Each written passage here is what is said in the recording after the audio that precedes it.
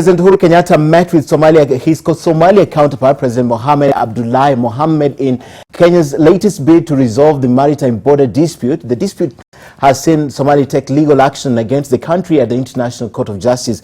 Now, the president's meeting that took place at the sidelines of the UN General Assembly meeting resulted in two parties normalizing relations, but fell short of a deal on simmering maritime dispute. Now, the president also met with his Djibouti counterpart in a bid to calm another simmering diplomatic spat over Kenya's bid for the Security Council seat.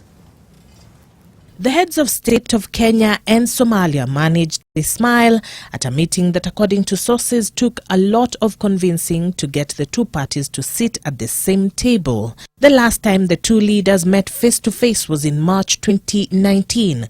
Since then, the two parties have been to court, with Kenya now saying that it had tried to seek an out-of-court solution over the matter.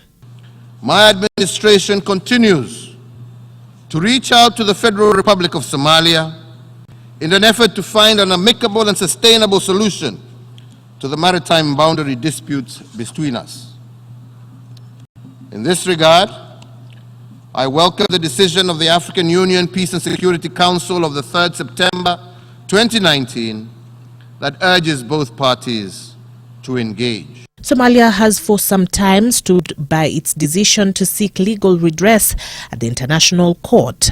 Speaking at the meeting, Farmajo's spokesperson, Mohamed Abdullahi, stated that though the two parties have agreed to work towards normalizing relations, they have also laid the rules of engagement that this would be without any implication for the maritime case at the ICJ. As we all know, the UN Charter privileges the use of negotiation as the most preferred mechanism for settlement of disputes. Similarly, the United Nations Convention on the Law of the Sea provides for the delimitation of maritime boundaries between states amicably. It is in this normative framework that Kenya calls for the resolution of this dispute through negotiation.